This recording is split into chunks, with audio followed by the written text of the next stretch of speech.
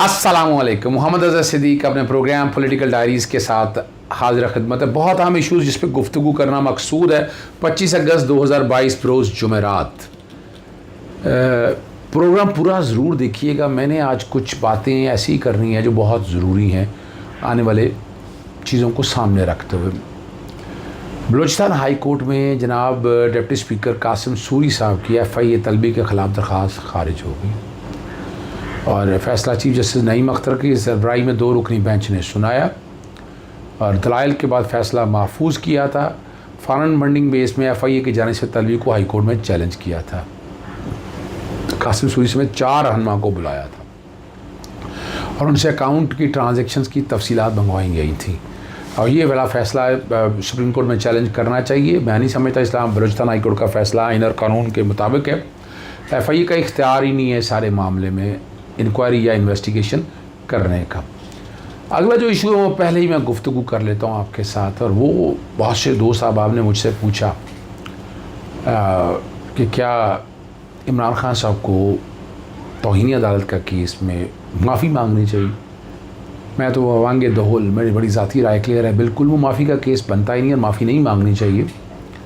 और या तो कोई ऐसी बात कही हो इमरान खान साहब ने, वो ठीक है, उनका उसका अदालत समझती है इसके हवाले से, लेकिन उन्होंने फ़र्त जज्बात में स्लिप ऑफ टंग भी हो सकती है। इन चीज़ों को अगर सामने रख के ऐसी कोई बात कह भी दी है, और माफ़ी मांगना इस वक्त इतना ख़तरनाक हो सकता है। माफ़ी मांगने का मतलब है आप इकरार करते हैं, आप कन्फेशन करते हैं कि जनाब ये गलती मेरे से हुई है, हम अदालत की स्वाबदीद पे छोड़ दें। अगर अदालत माफ़ी कबूल ना करे, पाबंद नहीं है अदालत आपकी, अदालत अगर माफ़ी कबूल ना करे तो आप जब तक अदालत बर्खास्त नहीं उस वक्त तक की सज़ा दे सकती। यूसुफ गिलानी के केस में ये हुआ था, बर्खास्त ना होने तक अदालती सज़ा थी और उसके बाद आर्टिकल 63 आंकड़ा हुआ था और मैंने वो पटिशन फाइल की थी, डिस्क्वालीफाई हो गए थे, डिस्क्वालीफाई फ़ौरन हो गए थे और 5 साल तक फिर इलेक्शन नहीं लड़ सकते थे। ये वो बारीक लाइन। और मैं बड़ा क्लियर हूँ कि आइन के आर्टिकल 204 या कंटेम्प्ट ऑफ कोर्ट ऑर्डिनेंस 2003 की प्रोविजंस देखें।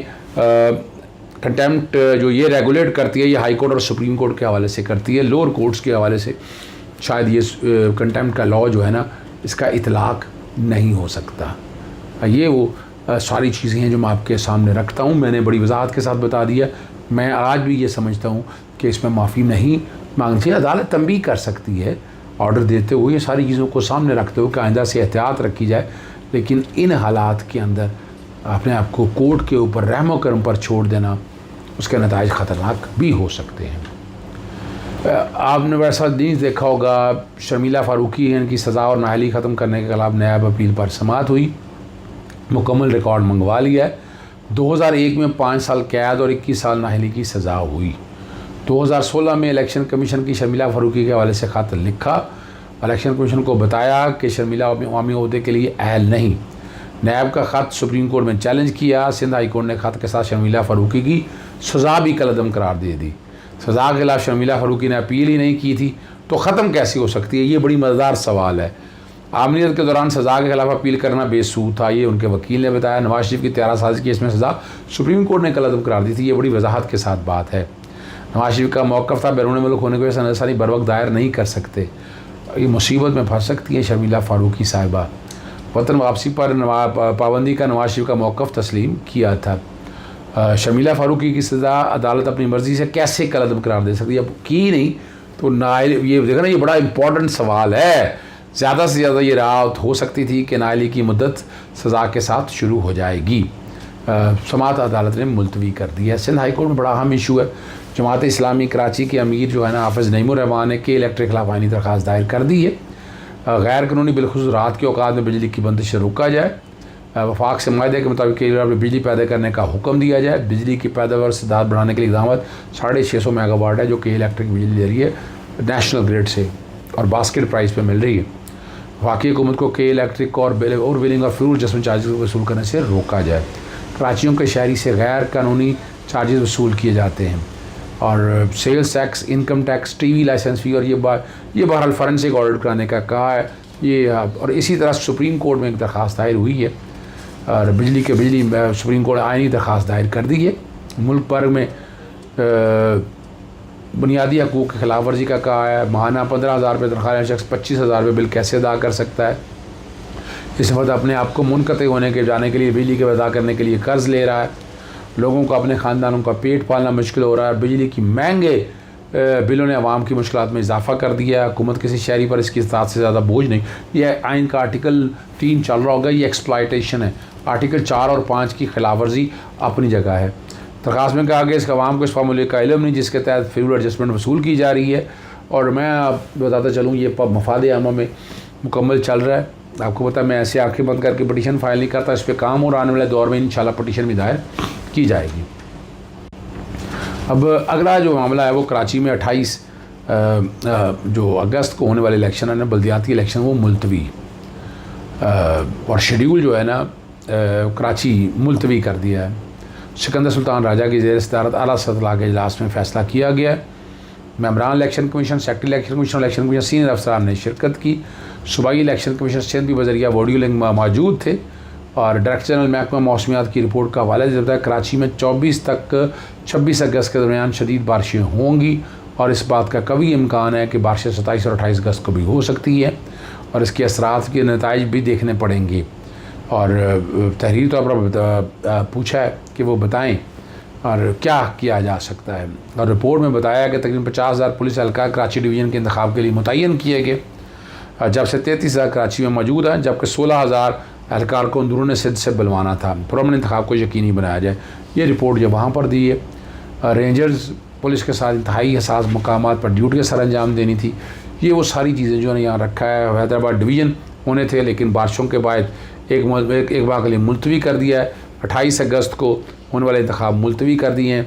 ये वो सारी बुनियादी है बातें हैं। ये जो वजूहात हैं, दो आपको याद होगा 2 रोज़ कबल इलेक्शन कमीशन ने मुत्तहिदा कौमी यूनिट पाकिस्तान से कराची और हैदराबाद के हल्का बंदी में कुछ खामियों की बुनियाद पर सिंध से बल्दियाती इंतखाबात के दूसरे मरहले को मुअत्तल करने की दरख्वास्त मुस्तरद कर दी है। 17 अगस्त को सुप्रीम कोर्ट में सिंध में बल्दियाती इंतखाबात को दरख्वास्तों का ये फ़ैसला हुआ था और यही कहा गया था कि 28 अगस्त को होगा। तो देख लें election commission all in all है, वो जो मर्ज़ी है वो फ़ैसला कर सकता है। एक और जो बात है कि इंसदाद दहशतगर्दी में पेश होने का फ़ैसला कर लिया इमरान खान साहब ने और 25 अगस्त को वो ख़ुद पेश होंगे। ज़मानत कबल गिरफ़्तारी की वह दरख्वास्त देंगे और वहाँ उन्हें चैलेंज भी करना चाहिए इसके दायरा इख्तियार को। और कानूनी टीम के साथ उन्होंने मुलाकात की और जैसे मैंने कहा ज़मानत दायर करने के लिए 20 अगस्त को रैली से खिताब करते हुए आला अफसरान को धमकियाँ देने पर PTI के चेयरमैन मारगला पुलिस स्टेशन में 780 का पर्चा दर्ज हुआ। और 22 अगस्त को इस्लामाबाद हाई कोर्ट से हिफाजती ज़मानत ले ली थी 3 दिन के लिए। और यहाँ झूठा मुकदमा है, वैसे हकूली तौर पर तो झूठा मुकदमा बनता है जहाँ इसमें कोई अहम ना कोई बम इस्तेमाल हुआ ना कोई क्लाशनकोफ, लेकिन पुलिस की जानिब से दहशतगर्दी का मुकदमा बनाकर पेश कर दिया गया। और उसका पता इस बात का आलमी मीडिया पर इंसानी हुकूक के कारकुन यहाँ तक कि वहाँ मुतअद्दिद इस मामले पर खदशात का इजहार किया। और सराना ने आपको पता है जियो TV पर इंटरव्यू देते कहा था हुकूमत की कोशिश हो कि इमरान खान की ज़मानत मुस्तरद हो। और कहा था जी हम कोशिश करेंगे कि इमरान खान की अदालत से गिरफ़्तार कर लिया जाए।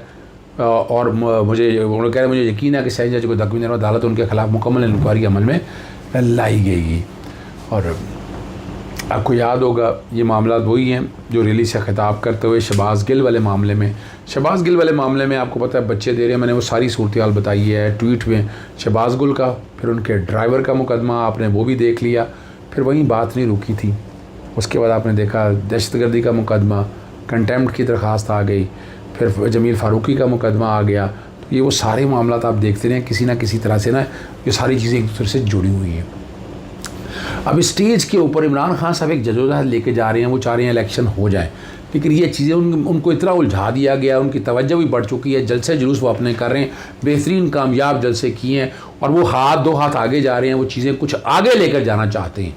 अब उनका रिज़ल्ट क्या निकलता है ये आप लोगों के सामने आ जाएगा। इमरान खान लग ये रहा है कि लड़ाई के मूड में है, इस लड़ाई का मंतकी अंजाम क्या होना है ये आप समझ सकते हैं। अभी फ़िलहाल इलेक्शन जल्दी होते हुए मुझे नज़र नहीं आ रहे हैं। इमरान खान की जद्दोजहद ये चलती रहेगी। और वहाँ यहाँ बताते चले दूसरी तरफ अगर आप देखें नवाज शरीफ को कानून और आइन के मुताबिक सज़ा हुई, सज़ा मुअत्तल नहीं है, भगौड़ा है, एब्सकॉन्डर है और बाहर रह रहा है, लेकिन देखिए वो पूछने वाला है। बाकी मरीम नवाज, नवाज शरीफ, उन सब लोगों के ख़िलाफ़ जिस तरह की ज़ुबान इस्तेमाल की, कुछ नहीं हुआ।